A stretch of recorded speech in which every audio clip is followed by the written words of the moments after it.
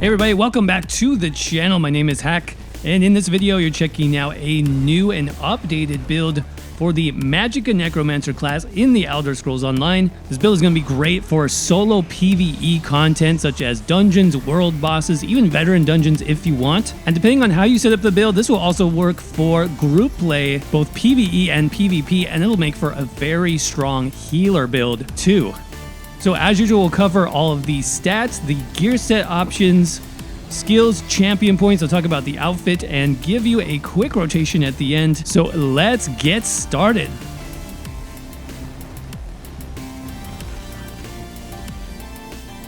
All right, everybody, here we are back on the Magicka Necromancer for another solo build, PvE build, though you could apply this to PvP, maybe even some group roles, like for example, healer.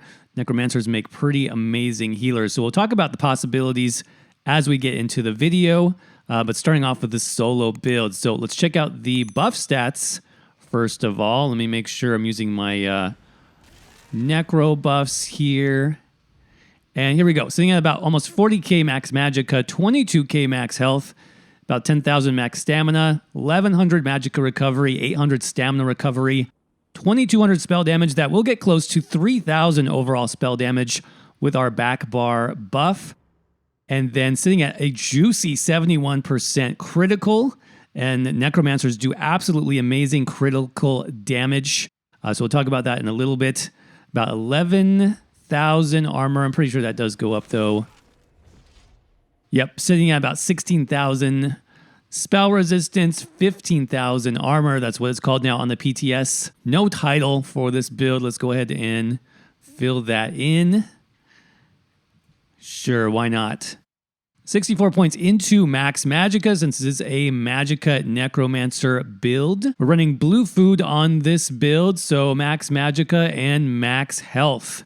For the Mundus Stone, I just went with the Shadow. I think that's going to make a lot of sense on the Necromancer because we have such high critical value, and we're actually using one of the new crit focus sets for the Stonethorn DLC, which we'll talk about in a minute. So this is just pushing our damage even higher, as well as our healing. So if you want to run this as a healer build, that's going to help out a lot as well. Minor protection, major prophecy. We'll talk about where these passives come from in just a few minutes. Now, as far as the race, I think there are a lot of good options for the race, honestly, on a Necromancer. I went with KHAJIT on this particular setup. Now, KHAJITs are kind of the crit race in ESO. You can see here, the Feline Ambush passive increases your critical damage and critical healing by 10%. So pretty much exactly like the Shadow Mundus there, but not quite as strong, obviously. But this is a nice stacking effect. This is also going to stack with our set. So really, really pushing that spell critical. Because we have such a high crit chance already, I've just thought it would be fun to play with this race. Obviously, you can do like a High Elf for more spell damage. You can also do a Breton for better sustain and recovery. So the choice is really up to you, but this is a nice passive on the Necromancer. KHAJIT also gets decent recoveries here. 100 extra health recovery, 85 extra stamina and Magicka recovery, and a bit extra max stats overall. So max health, Magicka, and stamina by 825. So definitely not a bad choice for this build. In terms of what potion do you want to run, you're still going to need these spell power potions on your Magicka Necro. Fortunately, they do not have any major spell damage buffs from their class skills, so you will need to supplement that with either a potion, or you can run the Mage's Guild skill line that gives you the 20% bonus. I personally don't like running that because it takes an extra bar slot, so spell power potions will be the way to go on this build if you can afford them. So let's go ahead and jump into the gear next, starting with our first 5-piece set. I went with the classic Mother's Sorrow on this setup. This gives us the nice max Magicka, as well as tons and tons of spell crit. That applies both to your damage and your healing. And we are trying to stack as much spell critical as we can on the build.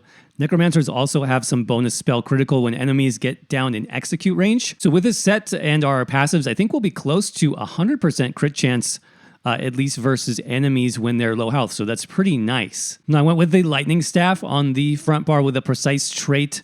Precise again, just to stack that spell critical a little bit higher. This is getting buffed a little bit in the coming patch. You can see it's now 8.6% spell critical. I think it was like 7 or 7.5% in the previous patches. So Precise is getting a little buff there, so you definitely want to check that out. Absorb Magic enchant is going to be nice for sustain on the KHAJIT because we don't have any other sustain buffs. So then we're just going to run 3 pieces of jewelry. Spell damage on everything. I think that's doable. And I just left these as the arcane trait. You can obviously trait change these if you have the gems to something like infused, even bloodthirsty if you're interested in doing that. But just keeping them all arcane is very easy and still pretty strong option in my opinion. So that is the first set. Let's talk about the new set that's going to be part of the Stonethorn DLC coming from the Stone Garden dungeon down in Blackreach. This is called Elemental Catalyst. Currently, this is giving you max Magicka, spell critical, max Magicka, and again, so really strong 2 through 4 piece bonuses. But then check out the 5-piece bonus, you guys. Definitely one of the strongest buffs on the set currently in the game. Whenever you deal flame, shock, or frost damage, you apply a stack of weakness against your enemy for 5 seconds, and each stack increases their critical damage taken by 5%. The enemy can only have 1 stack of each elemental weakness at a time. Now that's not 1 stack overall, that's 1 stack from each element. So flame, shock, and frost, that's 3 stacks total. Currently 15% extra critical damage on an enemy. And this works single target and AoE. So when I saw this set, one of the first classes I thought about running this on was the Necromancer. If you didn't know, Necromancers have lots and lots of elemental damage. They have flame damage from their main spammable, or you can use a flame staff, obviously. They have shock damage from both the Skeletal Mage and the Shocking Siphon. They have frost damage from the Graveyard skill.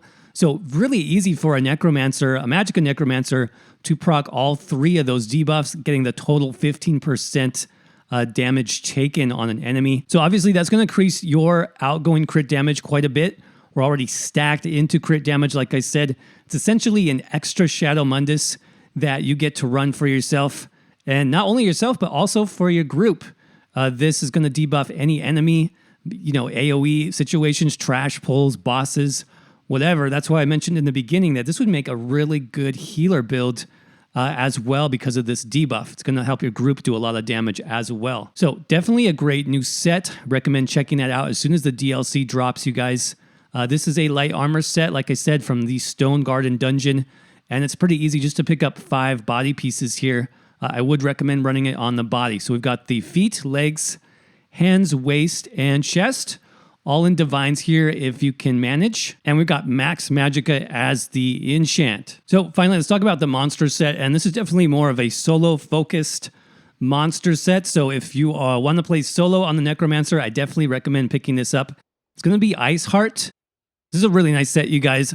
Gives us 1-piece spell critical bonus. So very nice for the spell crit focus build that we are right now. And then for the 2-piece bonus, when you deal critical damage, you have a 20% chance to gain a damage shield for 6 seconds. It does about 6,000 damage shield strength there. And it does AoE frost damage every second for 6 seconds.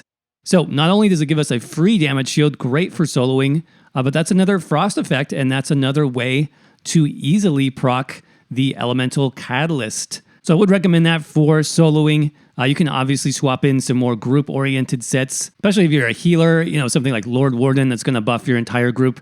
That's probably going to be more of a better option in that case. So that is the setup. We've got Iceheart on the head and shoulders, running Elemental Catalyst on the body, and then for the weapon and jewelry, got Mother Sorrow. And then almost forgot to mention the back bar weapon. I am running a lightning staff here on the back bar. And I do have the Maelstrom staff slotted currently. You do not have to use a Maelstrom staff, though I would recommend trying to get one. You can get this now on normal. Yes, that's right. Normal Maelstrom Arena drops the weapons at this point. The non-perfected version, which gives you a very nice buff here called Crushing Wall. Basically, your light and heavy attacks do a lot of additional damage when you're using Wall of Elements, which we are going to use on this build, and we are going to do a lot of light and heavy attacks. So the extra buff that you get from using the Maelstrom Staff, definitely worth it if you can pick it up. I would recommend it. Whatever you use here, though, just make sure it's infused for that back bar staff with a spell damage enchant It's going to make sure your spell damage is as high as possible on this build. So that covers all the gear. Let's go ahead and jump over to the skills next. So starting off on our front bar, Lightning Staff, we're going to go with Mystic Siphon from the Gravelord skill line. This is the last ability that we get here. And Mystic Siphon is the Magicka morph, a very strong skill, you guys. This is one of my favorites. So this does AoE damage over time, shock damage over 12 seconds, and it is free. All you need is to have a corpse on the ground. Once that corpse drops, you now have the ability to cast this skill. And this also gives you Magicka back. So you get about 1,300 Magicka over 12 seconds while siphoning the corpse. So really good for sustain and very good for damage. Like I said, it's damage over time and AoE. So definitely recommend you put that on your front bar. Next up, we've got another Gravelord ability. This is Stalking Blast Bones. It's going to be the second ability down in our skill line. So this summons the Flaming Skeleton. Does flame damage to all nearby enemies, and that is going to be AoE damage. So another source of fire damage here, like we talked about initially from the Blast Bones. That's going to help proc the extra bonus damage from Elemental Catalyst. So you should definitely use this as part of your rotation. Keep in mind, it does take about 2 to 3 seconds to fully get this off. So you'll cast it, and then you'll need to switch to some other abilities, or you can pretty easily just cast this, weave in a heavy attack, and then cast it again. Should be ready by the time your heavy attack is done. Third ability, this is going to be a flex spot. We have Inner Light currently from the Mages Guild skill line. Let me show you where that is. So that's the first ability you pick up in the Mages Guild.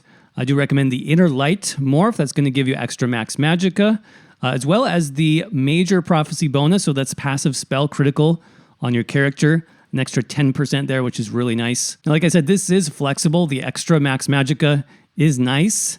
But you can run something like a damage shield here. So something I will do if I am solo, I'm facing off maybe against a more difficult boss. Just go ahead and put the light armor damage shield here, Dampen Magic. That's from your light armor skill line. So that's a fairly sizable shield, especially if you have champion points available. And that will stack with Ice Heart. So that's going to give us pretty much about 20,000 overall damage shield possibility on the build.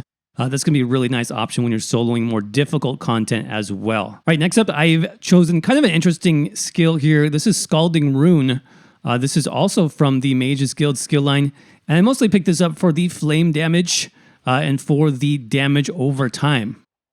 Again, since it is flame damage, that will proc our Elemental Catalyst as well. The build overall is focused on a lot of damage over time effects. So this, combined with your Mystic Siphon, combined with some of the back bar abilities that we have access to, just makes it really easy to solo in ESO, just adding lots of dots effects to the enemy and then just not really worrying about it. Your damage will be super high because of all the crit damage ticks that are going on your build. So again, that is from Mages Guild. That's going to be the third ability here, and Scalding Rune, that's the damage over time morph. So that's what I would recommend there. Our final regular ability is going to be Skeletal Arcanist. This is from Gravelord as well. That's the second to last ability here. And Arcanist is going to be the Magicka morph. So this summons your skeletal mage friend to do damage for you. Does damage every 2 seconds. And this is shock damage to nearby enemies. So again, this is another really easy way to proc that shock damage for Elemental Catalyst. It's just, again, you cast it, you pretty much forget about it, and it's going to do damage for you. While you can do things like deal with boss mechanics, dodge rolling, blocking, healing yourself, whatever you need to do. So a really nice ability, and it does fit in well with the Necromancer theme. Basically summoning all these skeletons around you, your Blast Bones, your Arcanist, and so on. So I do recommend that as well. This does give you some nice front bar passives too, which we'll talk about in a minute. Now, as far as the front bar ultimate, I am set up for soloing right now. So what I recommend, if that's what you want to do, is a skill from the Psijic order called Temporal Guard. This ultimate, you have to be level 10 in Psijic order, and that is from the Somerset chapter. So you'll need access to that. But what's really nice about this is it gives you 2 great passive bonuses. First, it gives you minor protection. So that's 8% damage reduction on your character while you're on your front bar, which you will be most of the time. And the second passive bonus is you get a damage shield. Now, that's not listed on the ability. That's actually from the passive. So anytime that I block here, you can see that little bubble around my character. That's a free about 6,000 damage shield. So basically the same strength as Ice Heart. Anytime I block, Of course, if you're soloing, you're going to be basically your own tank, so you're going to have to be blocking quite a bit. So that's just a nice free way to negate some damage that's coming in on your character. Really nice. You can see you can like stack that with, Dampen Magic. Plus your Ice Heart, you're going to be well over your health in terms of damage shield there. All right, so on to the back bar. Starting off with our first ability here, Unnerving Boneyard. That's from the Gravelord skill line. Third ability that you get here, and this does the frost damage that we talked about. So again, another very easy way to proc Elemental Catalyst. What's nice about this, both for solo and group, is it does the Major Breach and Major Fracture debuff. So that's reducing enemy spell and physical resistance by 50 to 80 for 10 seconds. So that's going to let all of your abilities hit harder, whether you're solo or in a group. So I do recommend keeping that up as much as possible. Then we've got Unstable Wall. This is going to be from the Destruction Staff skill line. Second ability here. Now, I went with Unstable Wall, which has the 10-second duration and a little bit more damage, just so that it lines up with Graveyard. You can see these are both 10-second abilities. This makes it really easy in my rotation to cast one and then the other, and just to keep track of both of them. So that's what works for me. You can obviously choose Elemental Blockade. If you prefer here, that's the other morph, which lasts longer. It's a little bit easier to maintain. But either way, this is going to be an important skill for your Necromancer because of your weapon damage and spell damage glyph on the back bar that gives you basically 500 or more spell damage for free every 5 seconds, because we are using an infused back bar staff. So just keep that in mind. Now, third ability is a flex spot. Currently, I'm using Necrotic Potency, which is from Bone Tyrant. Now, this skill is going to be amazing for a little bit easier content. Let's say you're going through a dungeon with a group. Maybe you're grinding experience on your Necromancer or gold or something like that. Necrotic Potency is great for clearing through trash mobs because it gives you 6 ultimate for every corpse that's on the ground. It also gives you a little bit of healing over time. Not a lot. It also reduces your damage taken by 3%. But mainly the reason you run this is for the ultimate generation. So let's say that you kill off, 10 enemies around you. You suddenly have 60 ultimate back immediately. So that makes Necromancers really fun to play because you can cast your ultimate so much faster using this skill. Like I said, the healing is not huge on this. And so for some tougher content, you may want to run a heal ability instead, more of a pure heal. And for that, I would recommend Mortal Coil from the Living Death skill line. This is a heal over time, similar to Mystic Siphon, where you need a corpse on the ground to actually get this heal to work. But you get very nice heal over time, as well as stamina back, which is going to be great for maintaining your stamina pool. So that's going to be nice for more difficult content. You can also run the group morph of this called Braided Tether for even more group healing. That's a really nice option if you want to play this build as a healer. Next up, let's talk about some of our buffs. So that's going to be Spirit Guardian, also from the Living Death skill line. This summons your little ghost buddy. He does some pretty decent healing over 16 seconds, but the main reason we like this here is it gives us 10% damage reduction. Basically, the damage gets transferred to the ghost instead of you, so it reduces all your incoming damage. Very nice option for soloing. When we've got that, that's going to be active while we also have minor protection on the front bar from Temporal Guard. So we've got some good damage reduction on this build, even as a light armor setup. And then finally, Beckoning Armor. This is from our tanking skill line, Bone Tyrant. That's going to be that's the second ability there. So this gives us the major resolve buff. So we get our 50 to 80 spell and physical resistance on the character, which is nice, especially if you're solo. But the other effect on this is amazing for soloing, you guys. While active enemies that hit you with ranged attacks are going to be pulled towards you every 3 seconds. So this is, getting rid of those annoying archers, those annoying mages out on the edge of the battlefield. It's just going to pull them right into your clump of enemies that you've already got next to you, making it so much easier to play solo. This is probably my favorite armor buff of any class so far, just because of that extra utility. It's really nice. And then finally, for the ultimate here, I do recommend Glacial Colossus. This is the Big Daddy ultimate from the Gravelord skill line. Summons the Colossus, does the big 3 smashes, as well as a stun at the end, and giving you that major vulnerability debuff. This is great for anything you're playing, you guys. PvE, solo, group, even PvP. If you want to try it out with this build, this is probably one of the most powerful ultimates in the game. So of course we do have to run this. Definitely check it out. Now in terms of passives, what do you need on a Magicka Necromancer? Well, Necros actually have some really good passives overall. I'm probably going to recommend most of these. For example, Gravelord, reusable parts does give you a very low cost on your blast bones. 50% cost reduction is really nice, you guys. It also applies to the Mage and the Spirit Guardian, so it basically covers all of your skeletal pets, which is really good. Now, Death Knell, we talked about the extra crit strike chance.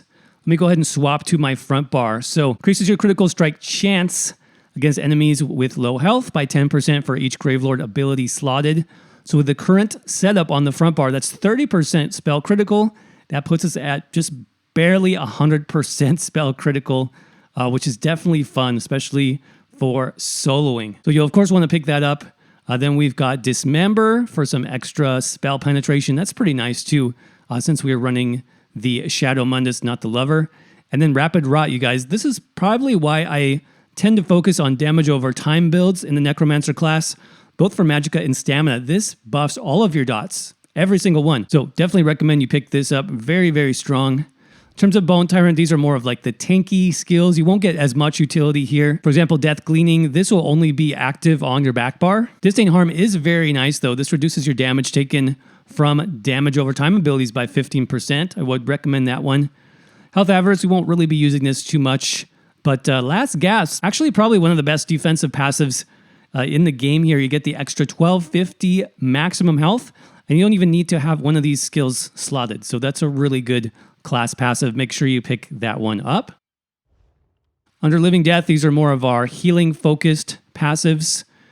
For example, Curative Curse gives you extra healing done. I do recommend that one. Near Death, this will be nice, even when you're soloing. That extra healing potential. Corpse Consumption, this does help with the ultimate generation on the Necromancer as well. 10 ultimate every 16 seconds. And then Undead Confederate, this is actually very nice for the recoveries on this build. As you saw in the setup, I don't have to run any recovery glyphs at all because of this passive pretty much. It's basically more than one recovery glyph worth of sustain. So really nice, pick that one up. Now, of course, for weapon skill passives, you want all of the Destruction Staff passives. Very important. As well as all your light armor passives. These are very strong. Make sure you pick up all of these as well. In terms of guild skills, we are using Mage's Guild quite heavily on this build. I forgot to mention it. You could even run Meteor as your front bar ultimate if you don't have access to the Psijic Order. But either way, run as many of these passives as you can. They're very strong. Psijic Order, if you do have access to this on the front bar, we talked about the damage shield. That's called Concentrated Barrier, so you will want 2 points into that. That gives you over 6,000 damage shield. That's with champion points, by the way. But it is free. You know, you just have to block to turn that on, so it's really nice. Undaunted, obviously, if you have this, put your points into Undaunted Command, Undaunted Metal. PvP, don't really need those here. Make sure you put in all your racial passives, and then Alchemy, medicinal use for that potion duration. All right, finally, let's talk about champion points. Remember, this is going to be set up initially for soloing on the Necromancer. You may need to adjust these a little bit for either group healing or maybe PvP if you want to try that out. But in the green tree, this is the basic setup. So 23 Warlord, 18 into Sprinter, 43 Tenacity, 75 Arcanist, 43 into Mooncalf, 34 Shadow Ward, 34 into Tumbling. In the blue tree, we've got 66 into Elfborn, again, taking advantage of that crit damage potential. 43 Elemental Expert, 13 into Spell Erosion, 39 Staff Expert, 34 Master at Arms, 75 into Thaumaturge. In the red tree, 81 into Ironclad, 43 into Hardying Elemental Defender, 31 into Thick Skinned, and 72 into Bastion. That's going to increase your damage shield size by 23%. I definitely recommend putting points in here, even if it's not 72. Even like 30 or 40 is going to make a pretty big difference, especially if you are soloing. Now, outfit style, if you are curious about this, this is actually a costume from the Morrowind chapter. So pretty old school costume that I still like to pick up. Regalia of the Scarlet Judge. That's kind of what that look is. Now, if you're curious about how this build runs and kind of how to make the rotation work, let's go over the basics now. So I'm going to actually just fight a world boss here really quickly. I'm going to make sure I have my extra heal slotted just in case, since there's not going to be a ton of corpses on the ground with one boss. I'm going to put Mortal Coil here, and then I don't think I'll need a damage shield, so I'm going to put the Inner Light skill here, and there we go. So in terms of buffs, obviously maintain your Spirit Guardian, your armor on the back bar, and your potion. That's the main thing. Usually to start off a fight, I'm going to send in my Blast Bones. That way I can proc my Mystic Siphon right away. Then I'll get my other pets going here as well. So let's go ahead and send in my guy here. Get my other pet up. Blast Bones. And now on my back bar, I just have the 2 dots. I have my heal ready, so I'll go ahead and pull that. And now back on the front bar, I can just kind of weave in some heavy attacks and Blast Bones.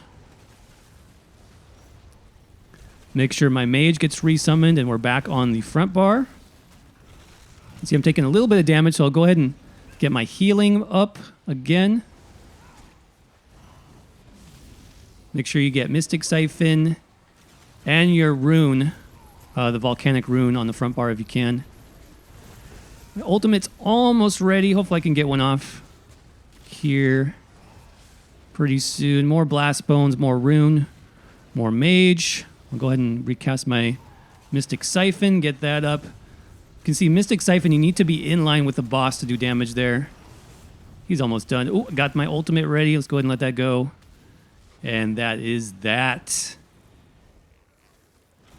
All right, everybody, and with that, that's going to wrap up our updated Magicka Necromancer build for the Elder Scrolls Online. Of course, if you guys like this video, don't forget to like it. If you're new here, make sure you're subscribed for more build videos and guides just like this one. And make sure you turn those notifications on too so you don't miss anything. If you'd like to support the channel further, there's links to my social media and the new website below.